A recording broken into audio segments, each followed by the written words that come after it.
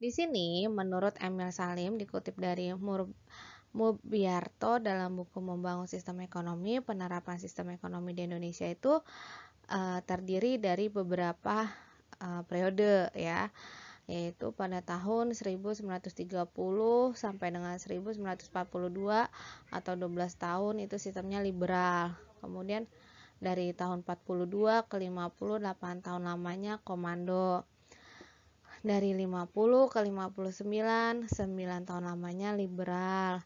Dari tahun 59 sampai 68, 9 tahun lamanya komando. Dan terus seperti itu. Jadi sistemnya tuh ntar yang liberal, komando, liberal, komando. Tapi yang paling lama itu adalah pada tahun 1930 sampai 42 itu kita masih liberal. Kenapa liberal? Oh, ternyata pada masa itu kita masih dijajah oleh Belanda. Jadi kita mengikuti sistemnya mereka seperti itu. Tapi di sini setelah kita merdeka pun selama 8 tahun lamanya kita masih menggunakan sistem komando, bahkan sampai tahun 93 aja kita masih menggunakan sistem liberal. Nah, ini yang menjadi concern bagi pemerintah bahwa kan Indonesia ideologinya udah Pancasila, kenapa masih liberal atau komando. Nah, ini akhirnya mereka membuat undang-undang.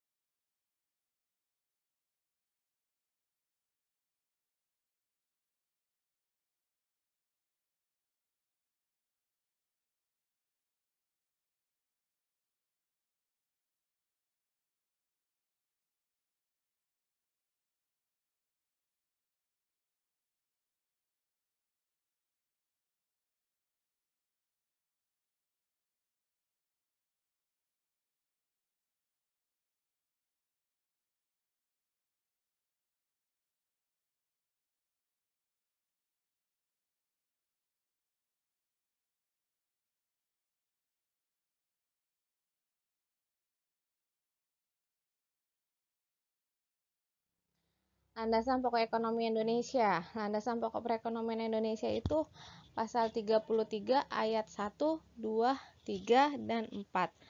Undang-Undang 1945 hasil amandemen, yaitu yang pertama adalah perekonomian disusun sebagai usaha bersama berdasarkan atas asas kekeluargaan. Tadi udah dibahas ya. Jadi semuanya itu berdasarkan kekeluargaan, jangan ada perselisihan di antaranya. Kemudian bumi, air, kekayaan alam yang terkandung di dalamnya dikuasai oleh negara dan dipergunakan untuk sebesar-besarnya kemakmuran rakyat. Jadi yang bersifat vital itu dikelola oleh negara, seperti itu. Cabang-cabang produksi yang penting bagi negara dan menguasai hajat hidup orang banyak dikuasai juga oleh negara. Untuk apa? Supaya adil pembagiannya dan masyarakatnya juga hidup dengan makmur. Kemudian yang terakhir adalah perekonomian nasional diselenggarakan berdasarkan atas demokrasi ekonomi dengan prinsip kebersamaan. Lalu ada efisiensi berkeadilan, berkelanjutan, berwawasan lingkungan, kemandirian, serta dengan menjaga keseimbangan, kemajuan, dan kesatuan ekonomi nasional. Artinya bahwa ini semua harus berdasarkan pada sistem Pancasila, bahwa semuanya itu harus sesuai, bahwa demokrasi itu prinsipnya adalah kebersamaan, berkeadilan, berwawasan lingkungan, dan lain-lain. Supaya apa sih? Supaya itu mencapai tujuan Pancasila. Dan selanjutnya, menurut GBHN bab 3B nomor 14, pembangunan ekonomi menentukan bahwa masyarakat harus memegang peran aktif dalam kegiatan pembangunan yang berdasarkan kepada demokrasi ekonomi. Maka pengarahan dan bimbingan wajib diberikan untuk terhadap perkembangan pertumbuhan ekonomi dan menciptakan iklim yang sehat bagi perkembangan dunia usaha. Menurut GBHN ini ada 5 ciri pokok pada konsep ekonomi Pancasila. Yang pertama adalah berkembangnya koperasi. Kemudian terdapatnya komitmen pemerataan, lalu ada lahirnya kebijakan ekonomi yang nasionalis, kemudian perencanaan yang terpusat dan dilakukan secara desentralisasi. Jadi semuanya itu yang bersifat vital dilakukan oleh pemerintah. Nah, ini ada tujuan sistem ekonomi Pancasila. Ternyata sistem ekonomi Pancasila itu ada tujuannya. Nggak semata-mata dia tuh harus ngikutin oleh Pancasila. Yang pertama adalah kemakmuran dan kesejahteraan masyarakat.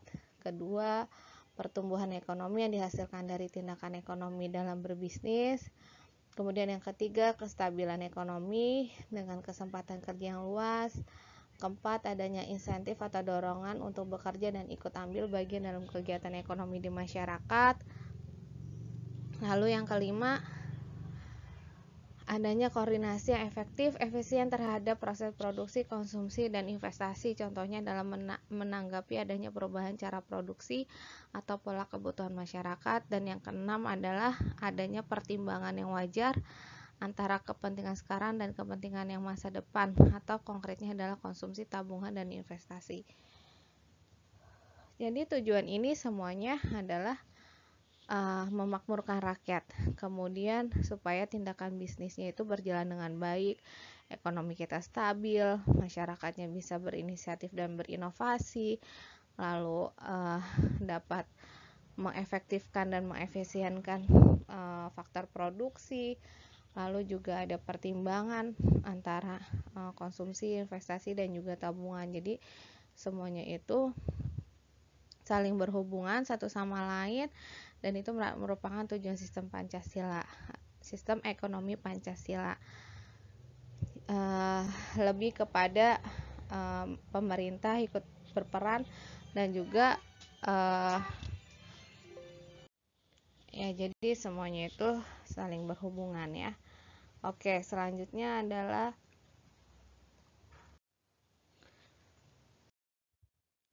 tujuan sistem ekonomi Pancasila. Tadi kan udah tuh ya, udah ada berapa poin, ada 6 poin. Nah, ini ada lanjutannya lagi. Ternyata yang ketujuh itu adalah adanya pertimbangan yang wajar antara barang untuk kepentingan perorangan atau sektor swasta dan kepentingan umum atau sektor publik. Kemudian yang ke-8 adanya pemerataan pendapatan dan persamaan antara berbagai golongan dan lapisan masyarakat. Kemudian yang ke-9 adanya perimbangan yang wajar antara kekuasaan dan pengaruh antara atas dan bawah. Dan yang terakhir adalah diindahkanlah nilai yang melekat seperti nilai HAM, kebebasan, keadilan sosial, kesamaan hak milik, solidaritas, dan lainnya. Nah, ini juga ya, bahwa ini semua tuh merupakan tujuan sistem ekonomi Pancasila. Jadi tujuannya itu banyak, maka kita harus bisa mengkonsepkan atau mengikuti atau mengelola bisnis itu sesuai dengan tujuan sistem ekonomi ini. Sebenarnya sih nggak berat ya kalau seperti ini, karena semuanya itu sudah diatur. Tujuannya untuk apa sih? Tujuannya adalah untuk masyarakatnya juga bisa hidup makmur, terus adil, terus secara tidak langsung sumber daya alamnya juga tetap terjaga, artinya tidak tereksploitasi secara berlebihan, hubungan antara bos dengan bawahan juga baik, kemudian setiap orang punya haknya, jadi semuanya itu bersifat adil serta adanya solidaritas. Kemudian antara sektor swasta dan sektor pemerintah atau publik juga bisa saling bekerja sama dengan baik.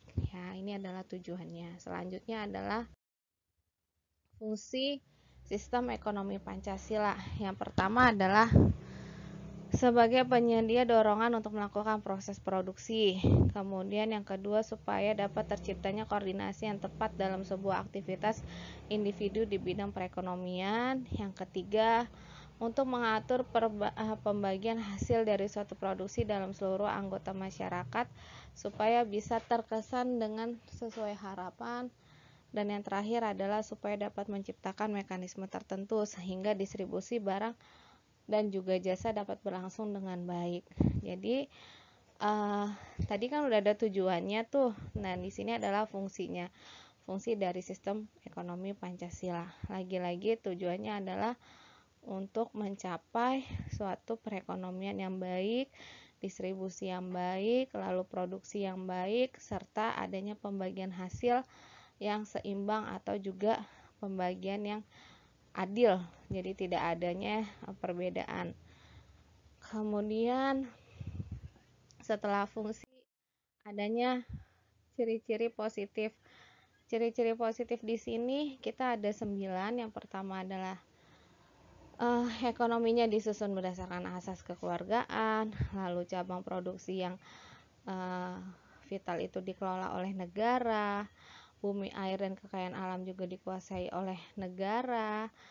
Untuk apa tujuannya? Untuk memakmurkan rakyat. Kemudian perekonomian nasional diselenggarakan berdasarkan atas demokrasi ekonomi dengan prinsip yang tadi ya, kebersamaan, efisiensi, berkelanjutan, dan berwawasan lingkungan. Lalu sumber kekayaan dan keuangannya juga digunakan dengan pemufakatan lembaga perwakilan rakyat. Warganya juga memiliki kebebasan dalam memilih pekerjaan dan penghidupan yang layak. Lalu hak milik perindividuan diakui, potensi inisiatif dan rekreasi masyarakat juga diperbolehkan, tapi dalam batasan yang tidak merugikan kepentingan umum. Lalu yang terpenting adalah fakir miskin dan anak-anak terlantar dipelihara oleh negara. Jadi dari tujuan, fungsi, dan di sini ada ciri-ciri positifnya, bahwa semuanya itu ternyata kembali lagi ya untuk keadilan, untuk persatuan, dan juga untuk kemanusiaan. Jadi semuanya itu nilai positif ya, bahwa Pancasila itu merupakan ideologi yang baik bagi negara Indonesia. Maka disitulah kita bisa membuat sistem ekonomi yang baik juga seperti itu. Karena kalau kita lihat dari ciri positifnya ini, ternyata semuanya adalah kembali lagi dilakukan negara untuk warganya atau untuk masyarakat. Jadi kalau misalnya negara sudah mulai melakukan hal-hal yang tidak sesuai aturan atau tidak untuk masyarakat, berarti negara atau oknumnya bisa kita pemerintah berhak untuk segera mengatasinya gitu kan. Makanya ada lembaga seperti KPK atau ada OJK. Nah, itu adalah lembaga-lembaga independen yang dimana dia bertugas untuk mengurusi hal-hal yang tidak berhubungan dengan Pancasila, seperti itu ya. Kemudian setelah ciri, kita lanjut ke dalam sistem ekonomi Pancasila. Itu ada beberapa hal yang harus dihindari dalam hal negatif, yaitu adalah free fight liberal, kemudian etatisme, dan pemusatan kekuatan ekonomi. Jadi jangan sampai kita terbawa liberalisme, di mana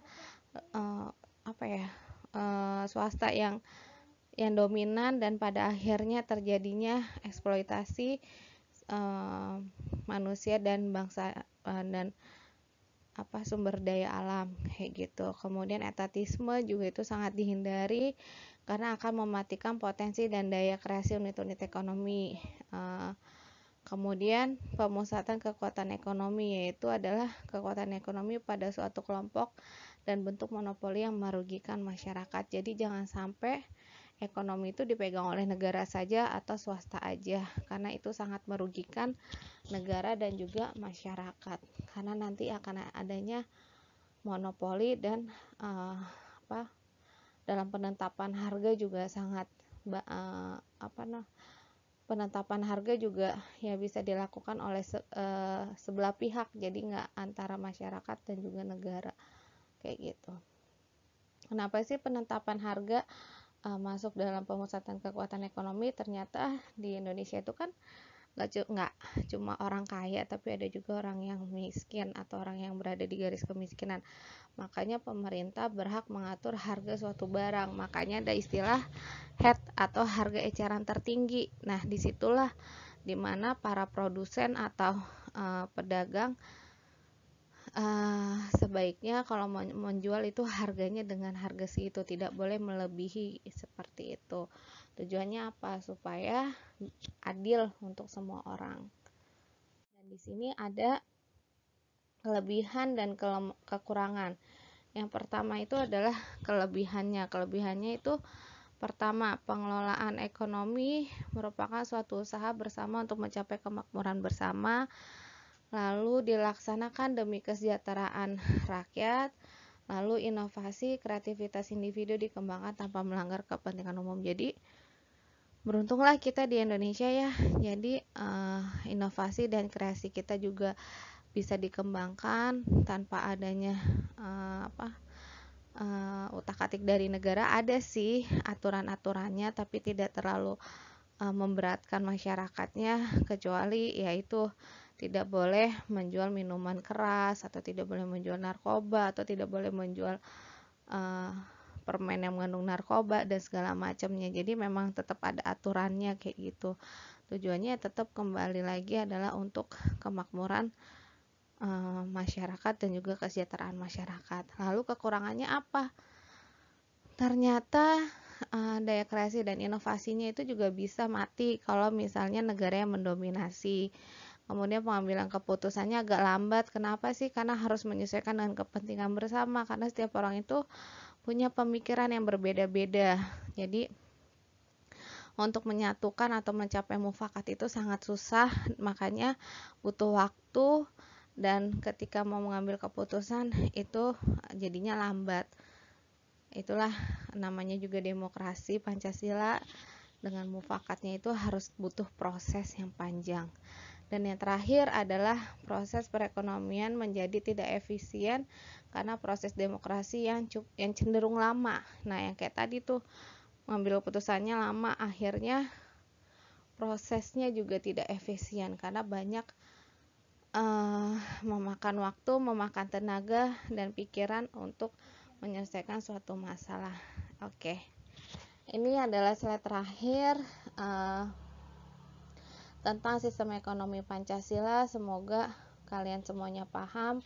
Kalaupun kurang paham, bisa ditonton lagi video ini, kemudian kalian bisa baca buku atau mencari bahan ajar atau bahan materi dari media lainnya, karena udah banyak ya sekarang, baik media cetak ataupun media online, bahkan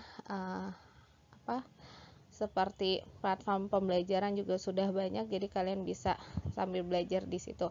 Kalaupun kalian mau bertanya ke saya, monggo silakan hubungi saya atau bisa berkomentar juga ya. Oke, saya rasa cukup sampai di sini penjelasan saya tentang sistem ekonomi. Semoga ilmu ini bermanfaat untuk kita semua dan kalian sampai dengan bermanfaat sampai nanti ke depannya ya. Oke, terima kasih. Wassalamualaikum warahmatullahi wabarakatuh.